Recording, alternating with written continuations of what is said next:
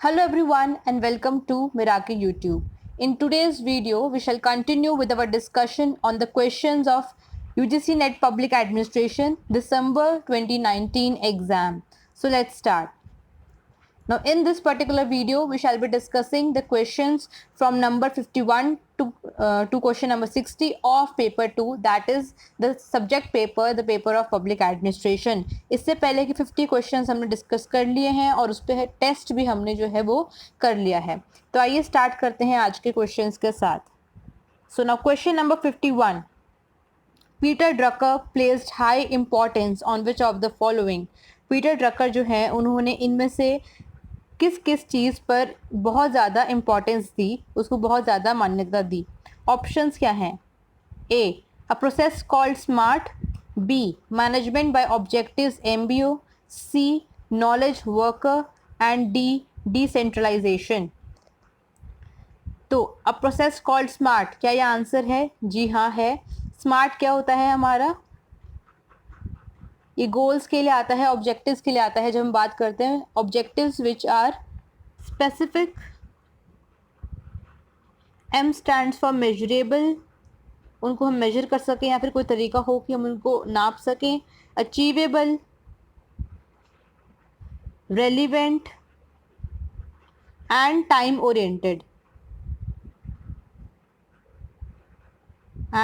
Oriented. तो ये थे स्मार्ट गोल्स की बात जो कि पीटर ड्रकर ने की थी. Second, MBO, management by objectives. हाँ जी, इसकी भी बात की थी. नॉलेज वर्कर पे भी बहुत इंपॉर्टेंस दिया पीटर ड्रकर ने और डिसेंट्रलाइजेशन पर भी दिया. तो हमारा आंसर क्या हो गया? ABCD, option number 4. क्वेश्चन कहाँ से है? Question is from unit 2 administrative thought. Topic is Peter Drucker and the correct answer is option number 4. Coming to the next question number 52. Which of the following is not true regarding participation of news media in policy process? तो जो news media है उसका जो role है, उसकी जो participation है policy process में, उसके बारे में कौन सी स्टेटमेंट सही नहीं है? क्वेश्चन है हमारा यूनिट 8 पब्लिक पॉलिसी से. टॉपिक है role of media in policy making. Now let's read the options. Number 1, news media illuminate the actions of the government. तो जो न्यूज़ जो मीडिया है वो गवर्नमेंट के जो एक्शंस होते हैं उसको इल्यूमिनेट करता है, उस पर रोशनी डालता है, उसको प्रकाशित करता है. Yes, correct. Next is the democracy without news media may gate crippled. जो हमारा डेमोक्रेसी है वो अगर न्यूज़ मीडिया नहीं होगा तो क्रिपल्ड हो जाएगी, वो सिकुड़ जाएगी, ख़राब हो जाएगी, ख़त्म हो जाएगी. तो ये भी सही है. न्यूज़ मीडिया बहुत इंपॉर्टेंट रोल करता है डेमोक्रेसी को बनाए रखने में, पब्लिक ओपिनियन बनाए रखने में. Number 3, the media have access to all public policy making information and processes. ये कह रहा है कि जो मीडिया है उसके पास जितने भी पब्लिक पॉलिसी मेकिंग का काम हो रहा है, पॉलिसी बनाने का काम हो रहा है, उसके रिगार्डिंग सारी की सारी इंफॉर्मेशन होती है. All information may be. Next statement is news media do not have formal and guaranteed role in policy making. कह रहा है कि जो न्यूज़ मीडिया है उसका कोई फॉर्मल रोल नहीं है, मतलब अगर है तो इनफॉर्मल है, फॉर्मल रोल नहीं है, और कोई गारंटीड रोल नहीं है. उसका रोल हो भी सकता है और रोल नहीं भी हो सकता है. So this statement is also correct because ज़रूरी नहीं है कि जो भी मीडिया आपके इश्यूज उठा रहा है सभी के ऊपर पॉलिसी बने. तो रोल तो है पर गारंटीड रोल नहीं है, कि ऐसा नहीं कि अगर एक इशू मीडिया ने उठा दिया तो उसको ध्यान में रखा ही जाएगा, ऐसे कोई गारंटी नहीं है. तो ये स्टेटमेंट भी करेक्ट है. तो आपकी बच कौन सी स्टेटमेंट गई? Option number 3. क्यों बच गई? क्योंकि कह रहा है कि सारी की सारी इन्फॉर्मेशन होती है. हालांकि मीडिया को काफ़ी हद तक इन्फॉर्मेशन होती है क्या, पर क्या हर पॉलिसी के बारे में हर तरीके की इन्फॉर्मेशन होती है जब वो बन रही होती है? नहीं. एक्सट्रीम स्टेटमेंट है ये ऑल. तो ये जो हमारी स्टेटमेंट है ये गलत है, इट इज़ नॉट ट्रू, और इसलिए हमारा आंसर हो जाएगा option number 3. Coming to the next question, question number 53.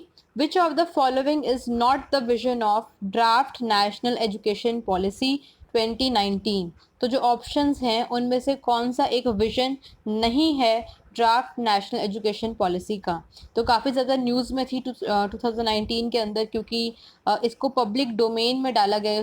जो इसके ड्राफ्ट पॉलिसी थी उसको डोमेन में डाला गया ताकि जो लोग हैं उस पर अपने व्यूज़ दे सकें. ठीक है जी. कस्तूरी रंगन जो कमेटी है उन्होंने इस पॉलिसी को ड्राफ्ट किया. आपको याद रखना है कस्तूरी रंगन कमेटी थी, कस्तूरी रंगन कमेटी ने इसको बनाया. लेकिन जो इस पॉलिसी पे जो इनपुट्स दिए थे कि क्या क्या चीज़ इंक्लूड होनी चाहिए, वो थी सुब्रमण्यन कमेटी।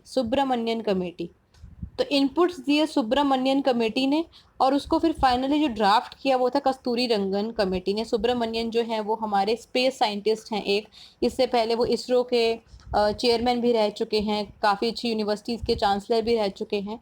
तो इन्होंने इस पर इनपुट्स दिए और कस्तूरी रंगन कमेटी जो थी उन्होंने इसको ड्राफ्ट किया। अब ऑप्शंस क्या हैं? Number 1 research universities, next is teaching universities, next is research cum teaching universities and D is colleges. तो ये जो हमारी पॉलिसी थी, इसने 3 तरह के हायर एजुकेशन इंस्टीट्यूट्स की बात की थी। वो कौन कौन से थे? एक था रिसर्च यूनिवर्सिटीज़ जो कि हमारा फर्स्ट ऑप्शन हो गया, सेकंड था हमारा टीचिंग यूनिवर्सिटीज़ जो कि हमारा नेक्स्ट ऑप्शन हो गया, और तीसरा था कॉलेजेस, ऑटोनॉमस कॉलेजेस जो कि हमारा लास्ट ऑप्शन हो गया।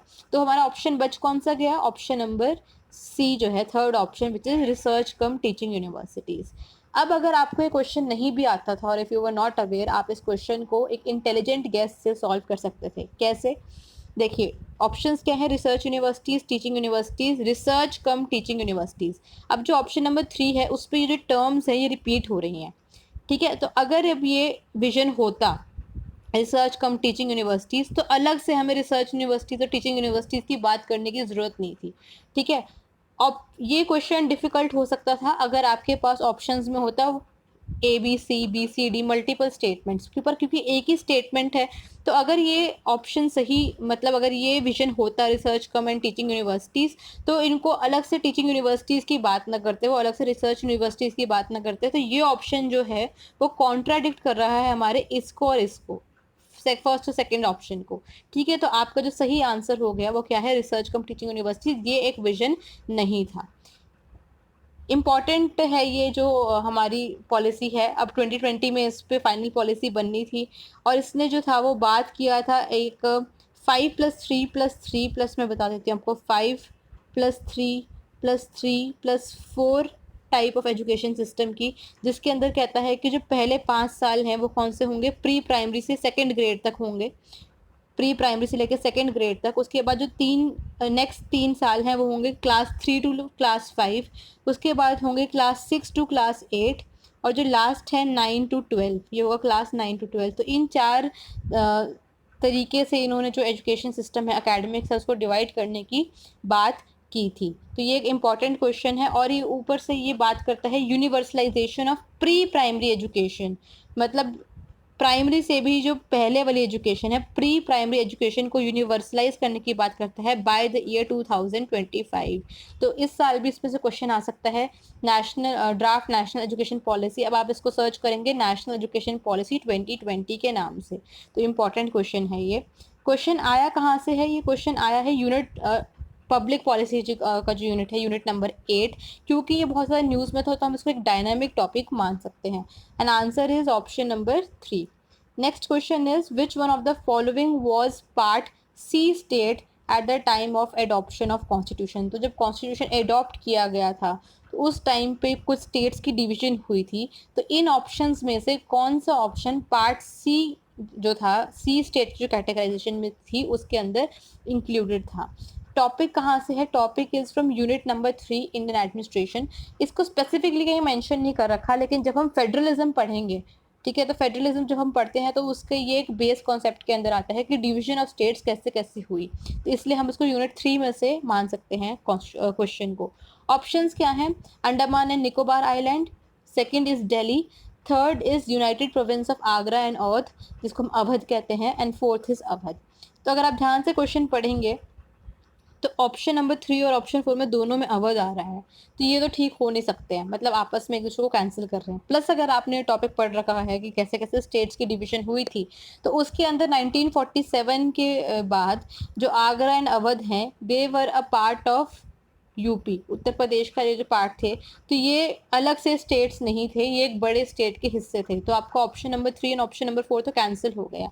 प्लस अगर आपने पढ़ा है तो जो कैटेगराइजेशन हुई थी वो 4 तरीके की हमारी पार्ट्स में हुई थी, part a, part b, part c and part D.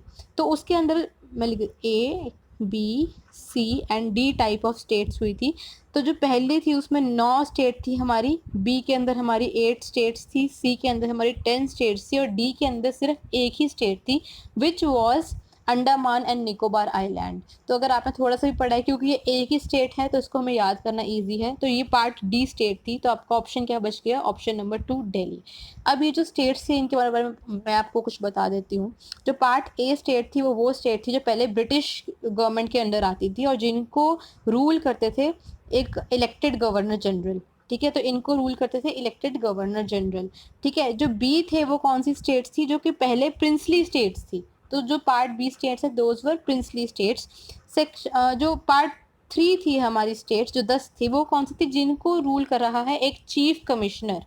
कौन रूल कर रहा है? एक चीफ कमिश्नर। एक चीफ कमिश्नर को इलेक्ट किया जाता था, ठीक है, by the president of India, और वो जो थे वो उनको रूल करते थे, जिसके अंदर हमारे दिल्ली जैसी स्टेट आती थी, जो क्वेश्चन में पूछ रखा है। और फोर्थ कौन सी थी? वो थी जिसको संभाल रहे हैं, जिसको गवर्न कर रहे हैं एक लेफ्टिनेंट गवर्नर, जो क्या थी? हमारी अंडमान एंड निकोबार आइलैंड। तो ये क्वेश्चन का आंसर हो गया हमारा option number 2 which is Delhi. Next question is, which of the following amendment sets the limit to 2 terms for the election of president of United States of America? तो कौन सी इनमें से अमेंडमेंट है जिसने जो यूएसए के प्रेसिडेंट हैं उनकी जो टर्म है उसको 2 टेन्योर्स तक, 2 टर्म तक लिमिट कर दिया? ऑप्शन है 21st amendment, 22nd amendment, 23rd amendment and 24th amendment. ठीक है, क्वेश्चन कहाँ से है? Question is from comparative and development administration, topic is administrative system of USA.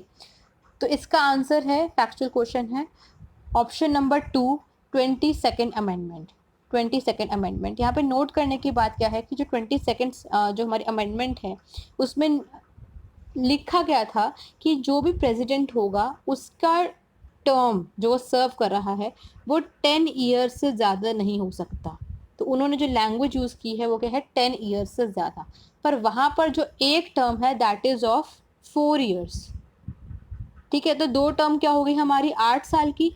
तो इसका मतलब तीसरी अगर वो टर्म दोबारा तीसरी बार इलेक्ट होता है तो वो 12 साल कंप्लीट करेगा। लेकिन अमेंडमेंट क्या कहती है कि 10 साल से ज़्यादा वो सर्व नहीं कर सकता। दैट ऑटोमेटिकली मीन्स कि जो वो है एक ही बार दोबारा री इलेक्ट हो सकता है, उसके बाद वो 2 से ज़्यादा टर्म सर्व नहीं कर सकता। तो फॉर एग्जाम्पल अगर क्वेश्चन ऐसे आ जाता है कि 22nd अमेंडमेंट जो है इट मैंशंस कि 8 ईयर्स टर्म होगी, तो that will be wrong. Statement में 10 साल जो है वो मैंशनड है, उसका ऑटोमेटिकली अगर हम समझें, क्योंकि एक टर्म 4 साल की है तो 3 टर्म्स पॉसिबल नहीं है, तो इसलिए ये है जो लिमिट करती है ये अमेंडमेंट, क्या? प्रेसिडेंट ऑफ यूएसए की टर्म टू मैक्सिमम 2 टाइम्स। ठीक है, 2 टर्म वो सर्व कर सकता है। So the correct answer is option number 2.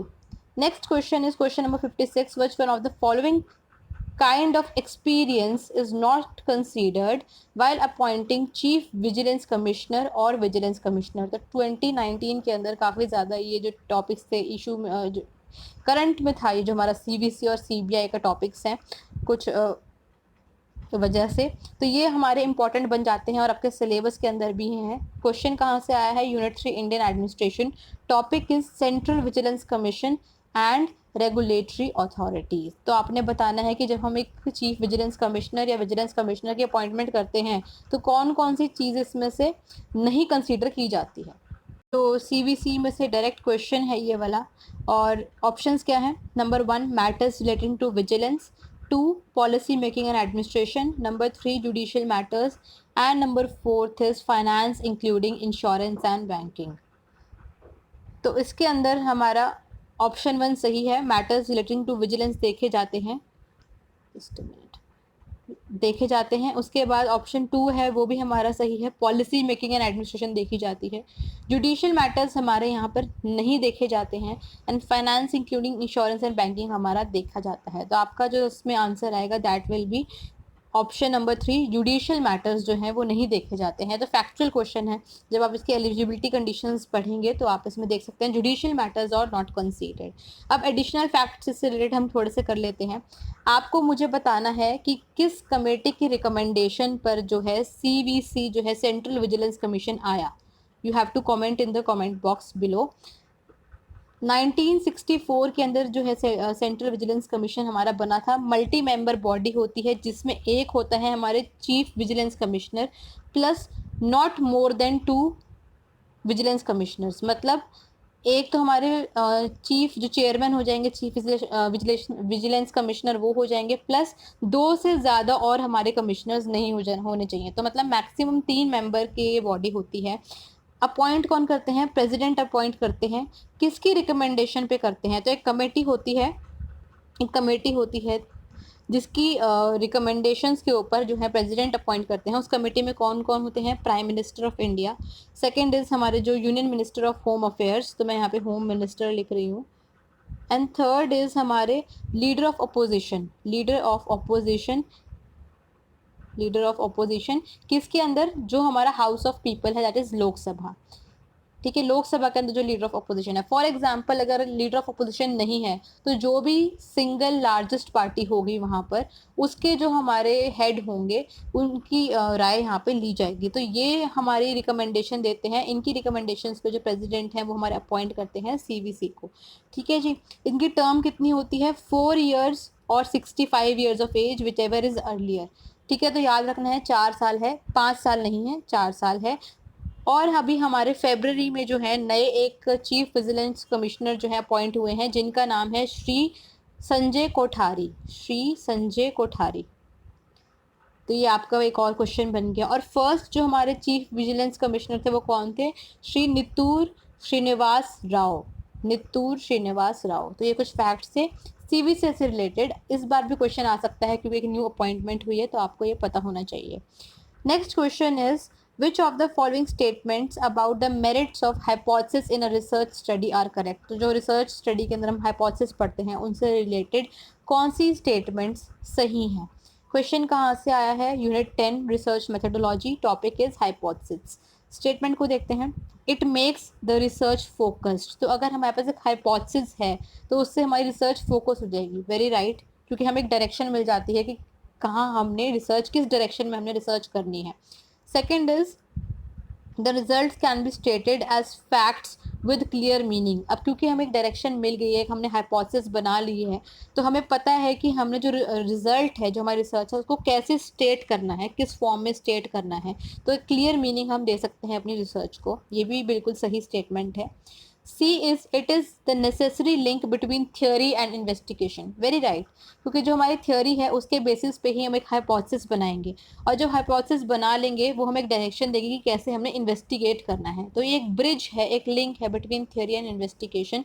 तो ये स्टेटमेंट भी हमारी सही है। Fourth is it improves the research techniques use to test hypothesis. ये कह रहा है कि जो हाइपोथेसिस है, ठीक है, हम मेरिट्स ऑफ हाइपोथेसिस कर रहे हैं, तो हाइपोथेसिस है वो इम्प्रूव करती है research techniques use to test hypothesis.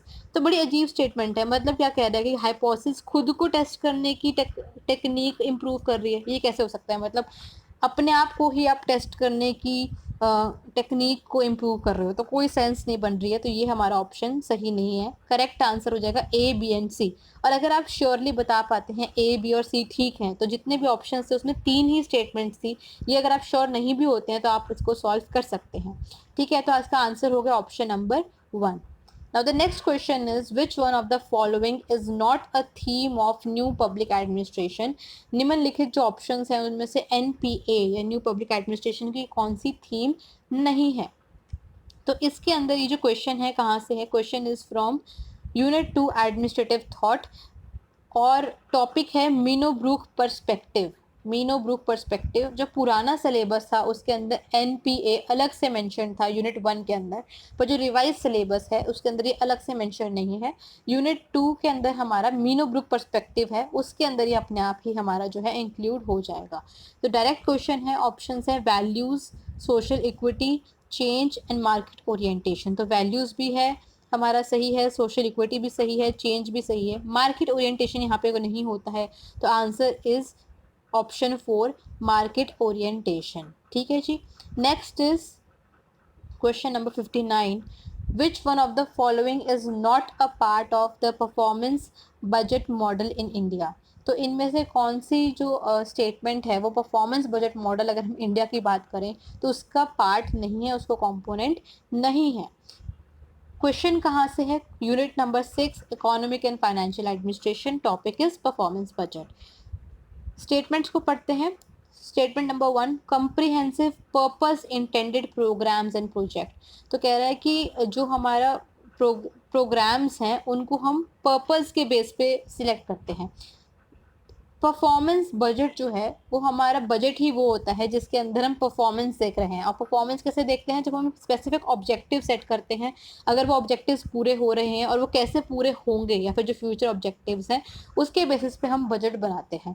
ठीक है, तो यहाँ पे अगर हम प्रोग्राम्स एंड प्रोजेक्ट्स की बात कर रहे हैं, पर्पस की बात कर रहे हैं, ये तो ऑब्वियसली है कि अगर परफॉर्मेंस बजट होगा तो ये स्टेटमेंट आपकी सही होगी।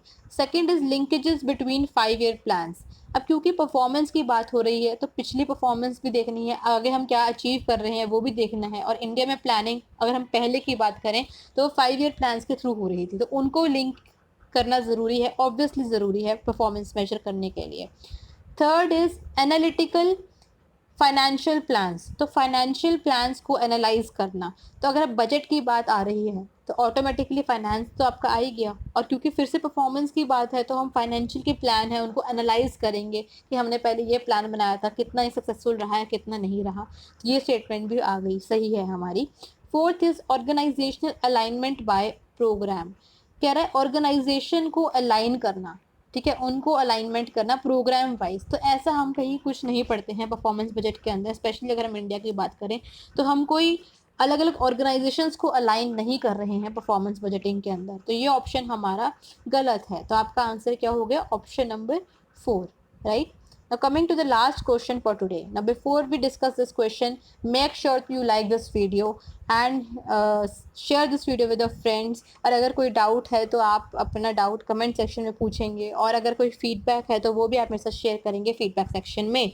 और अगर सब्सक्राइब नहीं किया है तो अभी सब्सक्राइब कीजिए, राइट। तो चलिए क्वेश्चन को हम डिस्कस करते हैं। क्वेश्चन पूछ रहा है that which article of the Indian constitution relates to the appointment of a commission to investigate the condition of backward classes. तो इंडियन कॉन्स्टिट्यूशन का कौन सा आर्टिकल है जिसमें बात की गई है कि बैकवर्ड क्लासेस की कंडीशंस को इन्वेस्टिगेट करने के लिए एक कमीशन अपॉइंट किया जाए या किया जा सकता है?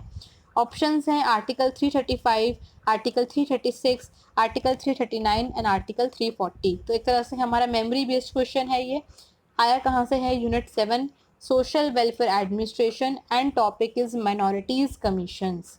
ठीक है, तो अब जो आर्टिकल 335 है ये आपको पता होना चाहिए that it is related to the appointment of schedule caste and schedule tribes. ठीक है, तो बैकवर्ड क्लासेस की हमारी जो बात है वो आर्टिकल 335 में नहीं होती है, ये schedule caste and schedule tribe से डील करता है।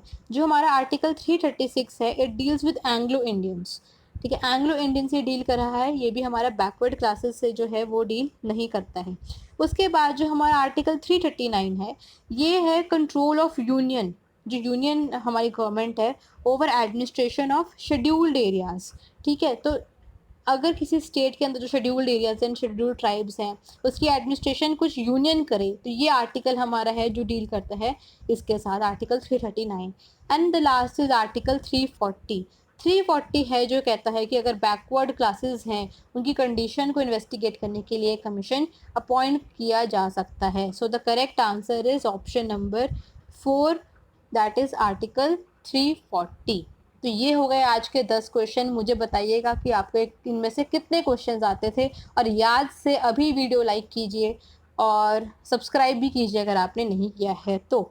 और अब हम करते हैं इन क्वेश्चंस का एनालिसिस। तो आज जो हमने 10 क्वेश्चन किए उसके अंदर से unit 1 introduction to public administration से कोई क्वेश्चन नहीं था। एडमिनिस्ट्रेटिव थॉट से हमारे 2 क्वेश्चंस थे, इंडियन एडमिनिस्ट्रेशन से भी हमारे 2 क्वेश्चन थे, स्टेट एंड लोकल से कोई क्वेश्चन नहीं था, कंपैरेटिव एंड डेवलपमेंट से 1 question, economic and financial administration से 1 क्वेश्चन था, सोशल वेलफेयर एडमिनिस्ट्रेशन से 1 क्वेश्चन था। अभी तक हमने जितने 60 क्वेश्चंस किए हैं उसमें से फर्स्ट क्वेश्चन है जो इस यूनिट से आया है। पब्लिक पॉलिसी से 2 क्वेश्चंस थे, गवर्नेंस एंड गुड गवर्नेंस से कोई क्वेश्चन नहीं था, एंड रिसर्च मेथोडोलॉजी से हमारा एक क्वेश्चन था। तो ये हमारे हो गए टोटल मिलाकर आज के 10 questions. So that's it for today's video. कल हम फिर से मिलेंगे नेक्स्ट 10 क्वेश्चंस के साथ, that is from question number 61 to 70। Till then stay tuned and thanks you for watching.